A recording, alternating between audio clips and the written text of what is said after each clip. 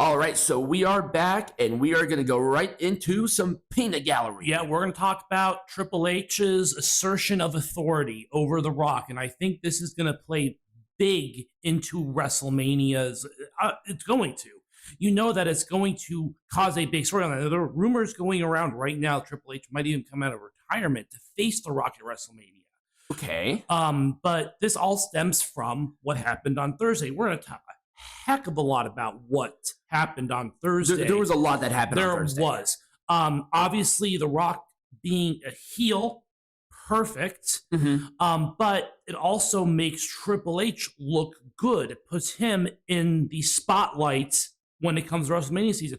And I think this was needed. And the reason why I think this was needed was because of that cloud of McMahon. Yep. This is why they're kind of reasserting that authority, because this is a new era in WWE. Yes, this is completely new era in WWE. There might be there's obviously a McMahon still at the helm, just not the traditional family lineage McMahon, but definitely you still have that influence there. But again, Triple H asserting his authority over the creative direction of the WWE, which he has been for a very long time. But this is, I guess, being more manifested now than it ever has been. Well, yeah, and this is a great move on Triple H's part to try to make the best of a situation, and again, keeping WrestleMania up in the air as far as. And what I absolutely love, going on. I covered that one quote that insinuated that Triple H knew about the McMahon stuff, and it totally vanished. Oh, they took down the story because you could be sued with that shit. Yep. So, we got a new tag team, and they're big on the scene right now. Well, I mean, okay, so they've been here for about a month. Yeah. They've been picking up wins. They are now going to be facing Judgment Day at Elimination Chamber. I mean, they're not necessarily a new team. They've teamed for a while. Right. But that was before their big break here in the WWE. And I think that they did that in NXT UK. I mean, yeah, but this is a new era. Right.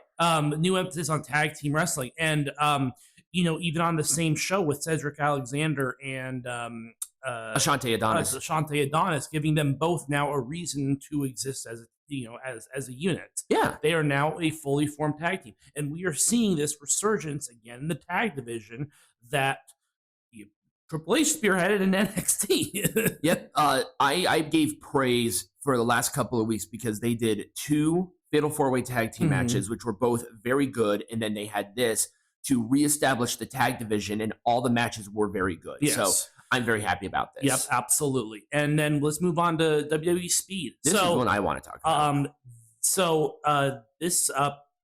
They already filmed the first couple of matches for the show. But this is an exclusive Twitter show. So it's going to be interesting to see how this works out. Do you want to talk a little bit more about it? What is the gimmick? Because apparently there's a gimmick regarding every WWE match. Speed. Every match is under 5 minutes. Like no matter what. No matter what, every single match is meant to be viewed in under 5 minutes. So now, are they going to be adding these matches to Raw and SmackDown's tapings, or did they replace? No, these are going to be main Raw event? and SmackDown taping matches. So is main event not a thing anymore? I don't really know at this point because this again just came out on Thursday when the press conference came into light. Right. But most matches in main event have been under 5 minutes anyways. So just rename it and say it's exclusive to X. I mean, I guess that's fine. You never know. Because I feel like if they add a couple of more matches onto already a bloated TV tape, I mean, we've been to WWE shows in the past. They're pretty standard where they had a couple of main event matches, the main show, and then like a closing match. Yeah. But if they add more matches to that, I feel like that would be too much at once. But like I said, they did film the first couple of matches for this, so expected to come around here very soon. Actually, okay, all right. I'm excited. I'll give it a shot. Maybe I'll cover it on a show. All right. Well, so again, we'll talk about Ashley Massaro's revelation, or I guess it wasn't really a revelation, but I guess it was a what do you want to call it? So it was a quote that was done with Vice News right after her release. I guess these allegations sort of validate in some sort of way what Ashley has seen, if it's being seen by other people. Right.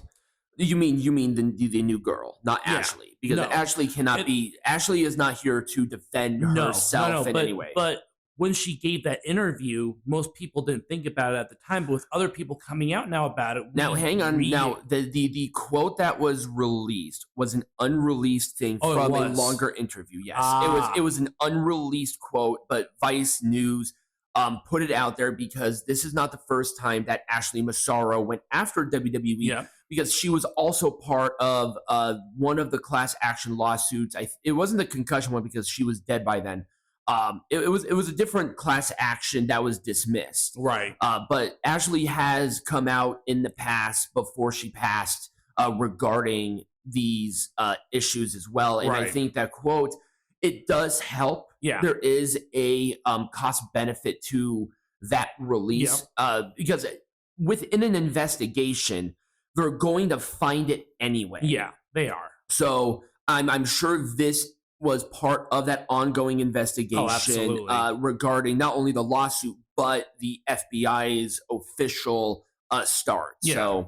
So anyways, just wanted to put that out there. Oh, God. Let's talk about this. I almost covered this on mine, but I'm like, if we're going to eviscerate it, we should only do it once. I know. Let's talk about this YouTube channel thing, the series that they're starting on Valentine's Day. I thought AEW was about wrestling. But here's the thing: is I think that this is their attempt to answer to the much touted, highly regarded new docuseries that's coming out about Bianca Belair and Montez Ford. Mm-hmm. I think this is their answer to it. This is literally that, if like bootleg. This is the rinky-dink little. And the thing is, how I saw the preview is that this is going to be more of a romantic comedy. Yeah, it's going to be slapstick comedy. It's going to be so cringe. I might watch it and just hate life. We might cover it on the show. Yeah, never know. There might be some. We'll watch a whole episode and just hate life. Yeah, and that would be like the entire show.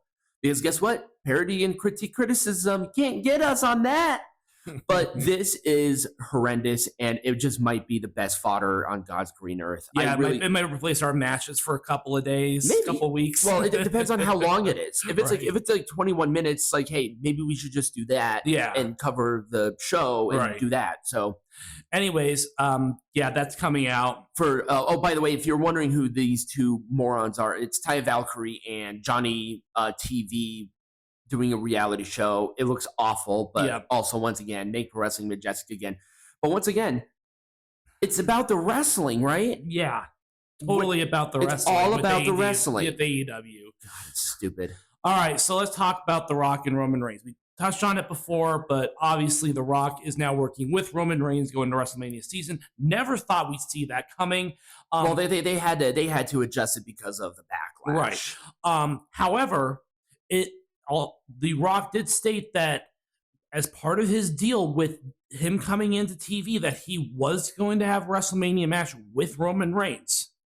Right. It doesn't mean that he's going to have a match against Roman Reigns, but maybe he wants a match with Roman Reigns in some sort of tag capacity like we discussed before, or something along those lines. So with what they're doing now, I want Cody to beat Reigns, like clean, no BS, no Rock interference. Right. We want to make sure that Cody finishes the story the right way because he's right now the ultimate freaking babyface. Yeah. What you do for WrestleMania 41 is have these two in a one-on-one match without the title. Yeah. I have been saying it for months, and I will continue to say it because it's true. This is a big match that does not need the title to feel important. This is already big money. Yeah, it's already a money match. Yeah. It doesn't need to be for the title. And I feel like if they do a tag match at WrestleMania this year, it would devalue everything. Yeah. It would devalue the stare down. It would devalue Roman Reigns in his appearance because he really only wrestles once. Yeah. And it would devalue Cody Rhodes because it's like, well, Reigns already had a match. Right. Let's not do the tag match. Let's do the one match, boom. So, anyways, I did want to bring that up because that was written into his contract that he was going to have a match at the Royal he was going to have a WrestleMania match with Roman Reigns. Right. So that's kind of it's still a dream match. Yeah, it is. But that's the whole reason I wanted to bring that up too, was just because of that little caveat as part of his contract with reappearing on TV. Anyways, moving on. Big business. So AEW is doing this. Obviously, they're doing it in Boston, and it sold well. I think the pre-show, the pre-sale tickets sold out in less than 10 minutes. Mm-hmm. But this is obviously going to be the debut of Mercedes Moné. Yep. I would laugh if it doesn't happen. I would laugh if this didn't happen. And possibly Kazuchika Okada, although that one is still up in the air. So I don't think Kazuchika Okada has made a decision regarding his contract yet. Mm-hmm. But we'll expect more news like that to come out really soon. This was, by the way, this was the Tony Khan announcement of big business. It was no, this didn't work. These sort of announcements at this point are getting a little ridiculous, and it's clear it's the only reason people tune in. The problem is it didn't work. They lost ratings. They dropped demo. They dropped it. People don't trust Tony Khan's big announcements anymore because the last one, the all-in pre-sale tickets go here. That did not need to be a segment. So nobody cares. All right, so let's talk about this. Now this is what I'm interested in. This is possibly going to change the way that people watch AEW.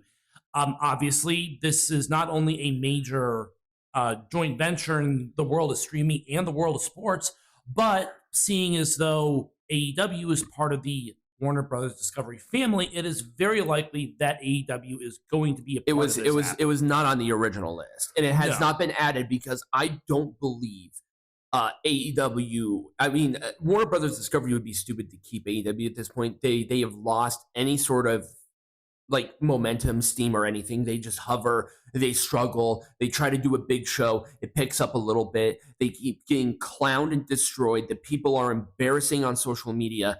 And where is that TV deal? Because at this point, their contracts come up this year. Yeah. Mid this year. And if you've done a contract for anything in the entire world, you always try to secure something beforehand. Not coming up a month before. Right. However, like I said, this is an opportunity possibly for AEW to break into the streaming space. If they continue and if this joint app launches, there is a very distinct possibility that we could see something similar to what WWE is doing with Peacock and now going into Netflix in the international market. So, so is WWE not going to be on Peacock anymore, or is it? That's a different contract. I think they're on there until 2026. But again, this sports app could provide AEW with a way to put themselves into the streaming space. Right. And I think, at this point, that's sort of how people watch shit now. All right. So Jack Perry is going to be returning in Chicago. This was confirmed a couple of days ago, but I do want to talk about it because this might be a good opportunity to set himself up as the mega heel that he needed to be.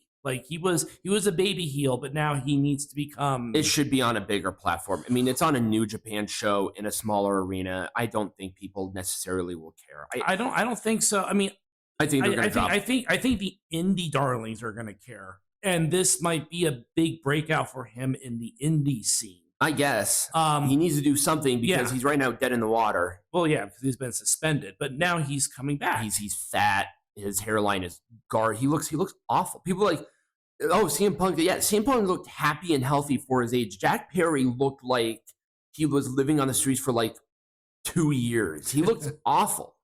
But yeah, I just wanted to bring that up because that was very brief. Okay, Rossi. Because this is a big one with Rossi.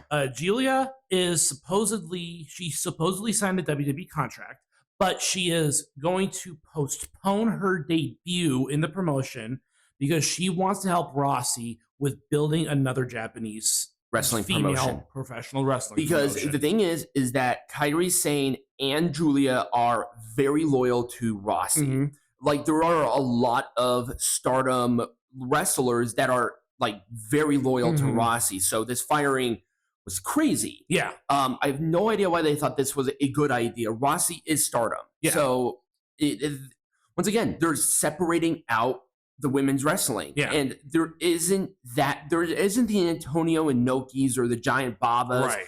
There isn't that caliber of superstar in Japan on the women's side that can carry this. No. And don't even try to compare. Julia's great, and she will be great.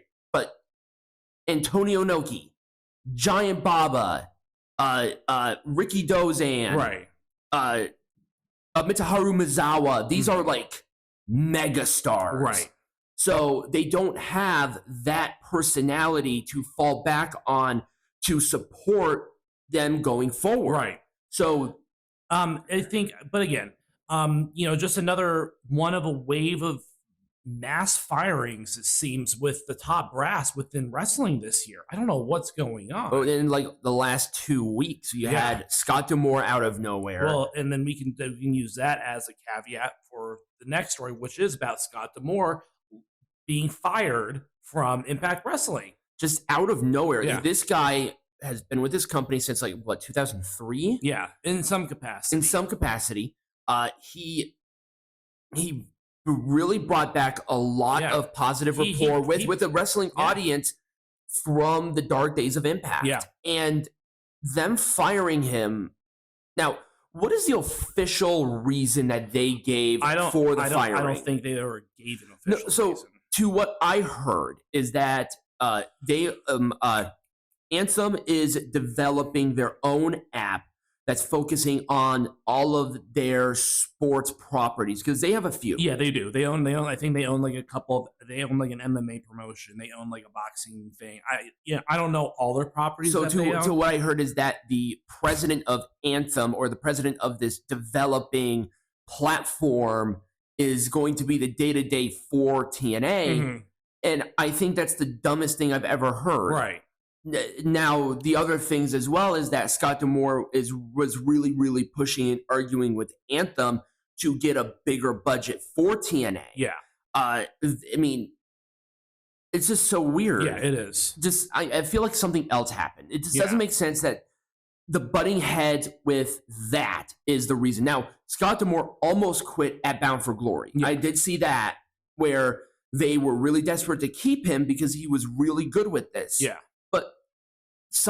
So if that was the problem, then why wasn't he fired at Bound for Glory? Right. Why did he stay with the promotion for this transition? Because Bound for Glory, that was still in Impact Wrestling. Yeah. So again, I think we'll get more of these stories coming soon. But again, another big firing of a major wrestling promotion's head booker. Right. And head producer. Right. Well, Rossi was the founder of Stardom, so that's a bit of different, but yeah. All right, so let's talk really quickly. Progress Wrestling and Defy have announced their intentions to merge, and this happened just last night, I think. Yep. Literally last night. But I think some of these indie promotions are gonna find their way, and Progress and Defy, once they combine, they'll be a worldwide promotion. So I wonder if there's some momentum going on behind the scenes. Maybe there's some untapped markets, maybe as a replacement for now that NWA has pretty much blew the hoops on their own, their own pay-per-views and everything like that. They had all of that goddamn momentum. They were really starting to pick up, and they were really starting to sell good stuff. And then James Mitchell had to do the coke shit. Yeah, he had to do the crazy on camera and really piss off the CW. Yeah, which I think was founded on. I think it was a Christian thing for a while. But here's another thing too that I wanted to bring up, because the coke spot and the general pay-per-view, the last pay-per-view that they did, rubbed a lot of people the wrong way. Well, if they didn't do the coke spot, I think people would have looked at it a lot better. It wasn't just the coke spot. There were a lot of other things that happened at that pay-per-view that were silly by comparison, that were like too hokey 80s, where we've kind of evolved past that. But the NWA's entire thing is all about nostalgia. But again, there is a difference between nostalgia and insulting the viewer's intellectual capacity. Are you talking about the Funstruction match? Yeah, I mean that's another example. They're clowns. I understand, but they're not. It's kind of like the audience has changed. It doesn't matter how much they go back. There's a way to do it tastefully, and then there's a way to do it not tastefully. The Brothers of Funstruction are pretty much their most popular tag team. I feel like the James Mitchell stuff, getting drunk and doing the coke shit. I think those were the two things that pissed off the CW. Oh yeah, but again, those were not the only things that pissed off the fan base. I mean, that's what I'm saying. I mean, at this rate, NWA is devolving into a joke. Well, they've been putting on decent shows as of late, but they really got to hit hard with this Panorama or whatever the next pay-per-view was called, and then usually they do well with the anniversary shows. They gotta. It's not impossible. NWA has come back from a lot worse, but that definitely hurt them. Now, can we confirm for a damn fact, without any bones about it, that NWA was going to be on the CW, like on the television? I don't know that we'll ever be able to confirm that. Okay. I know that, again, they're on the app, but well, the app is going. App is fine. Yeah, the app is going well because they understand that people are starting to watch TV differently. Yeah, the app is going to be a lot easier for them to consume that product wherever they are, and that's the great thing about the streaming stuff. So anyways, that's pretty much all I've got for the week. But, so when we come back, we're going to talk about everything good and everything bad about NXT Vengeance Day. Yep.